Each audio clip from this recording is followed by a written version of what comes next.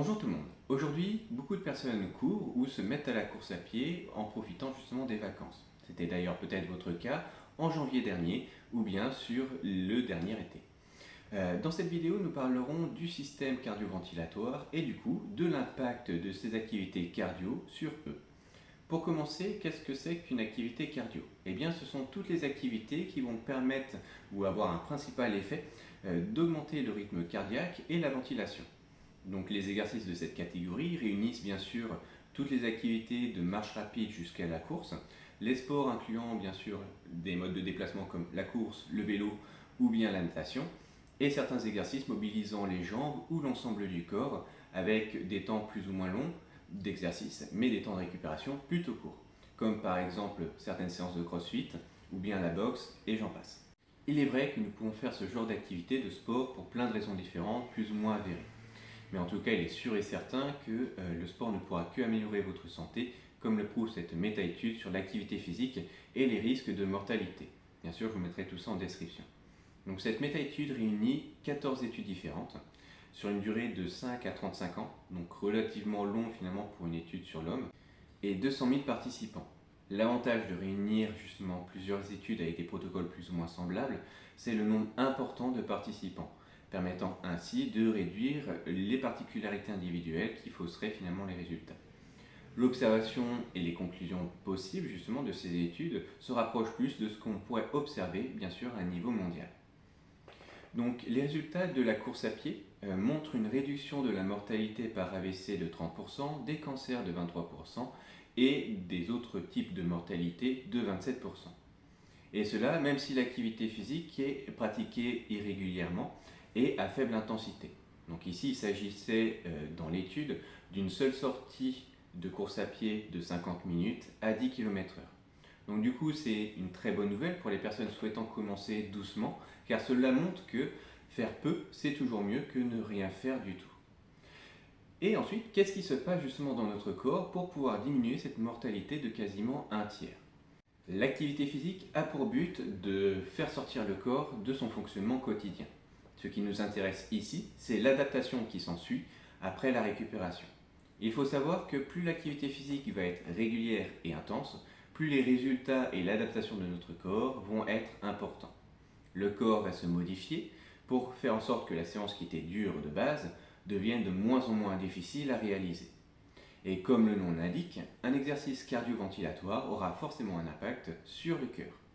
Donc la séance sera intéressante lorsque le cœur dépassera les 60% de sa capacité maximale, aussi appelée fréquence cardiaque maximale ou FC-max. À partir de ce seuil-là, le cœur sort de sa zone de repos et va battre plus vite. Avec la répétition, il va s'adapter à l'effort de plusieurs manières. Le premier, ça va être le développement des ventricules, ou autrement appelé les cavités du cœur. Donc celles-ci vont augmenter en termes de volume, permettant au cœur de contenir plus de sang et par conséquent de pouvoir en éjecter plus en un seul battement. On observera aussi un développement du myocarde. Donc le myocarde, c'est le muscle du cœur. Celui-ci va pouvoir grossir avec l'entraînement. Ainsi, il va permettre au cœur d'envoyer plus efficacement du sang dans l'organisme. L'augmentation aussi de sa puissance permet de ramener plus de sang des extrémités du corps. Ou autrement dit, avoir un meilleur retour veineux. Le cardio conserve les artères en bonne santé. Avec l'âge, les muscles justement de ces artères permettent de moins en moins de mouvements à ce niveau-ci.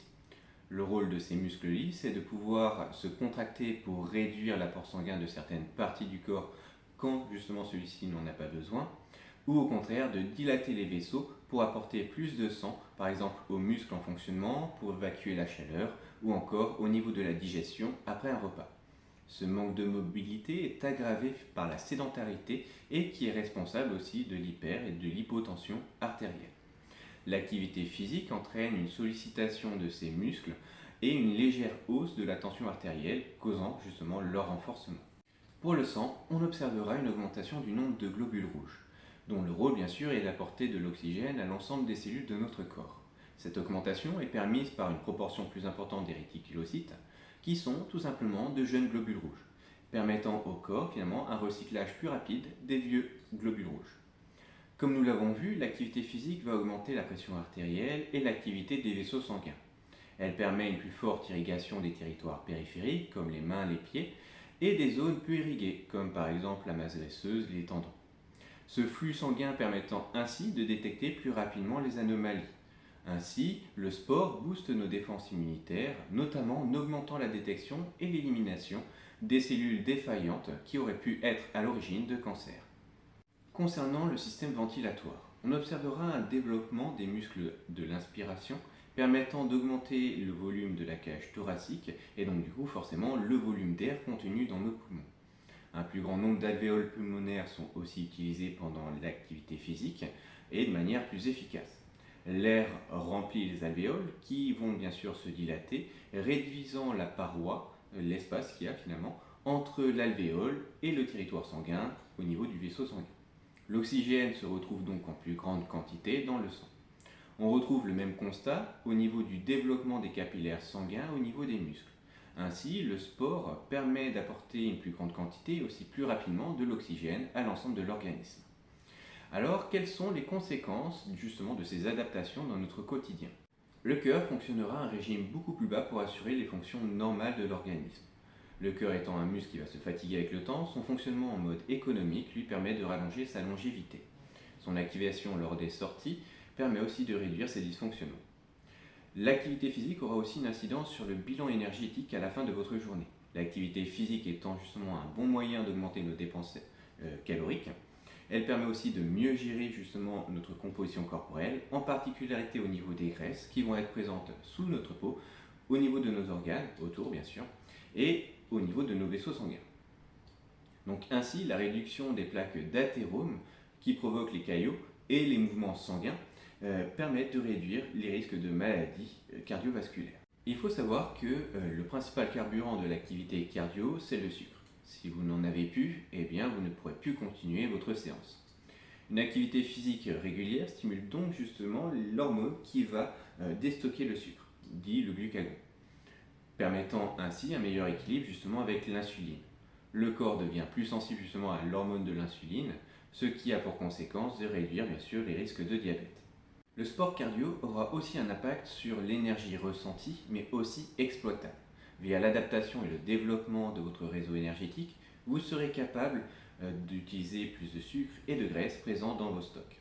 Cette disponibilité de l'énergie se fera plus vite grâce au développement de vos vaisseaux sanguins et aussi de la capacité de vos muscles à transformer ces nutriments.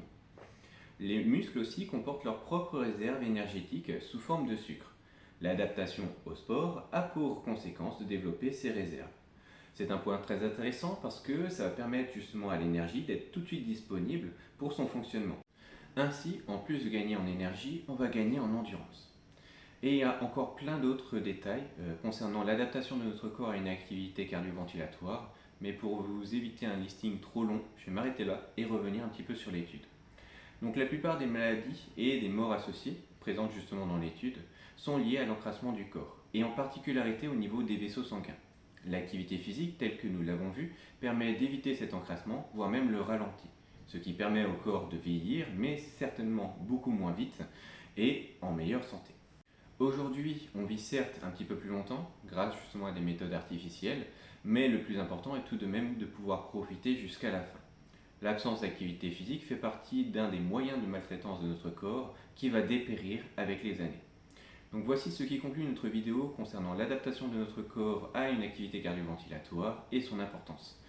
Que ce soit du sport ou juste une petite promenade, un rythme soutenu, tout est bon à prendre. Il faut savoir que moins c'est toujours mieux que rien du tout. Et croyez-moi, votre corps vous le rendra.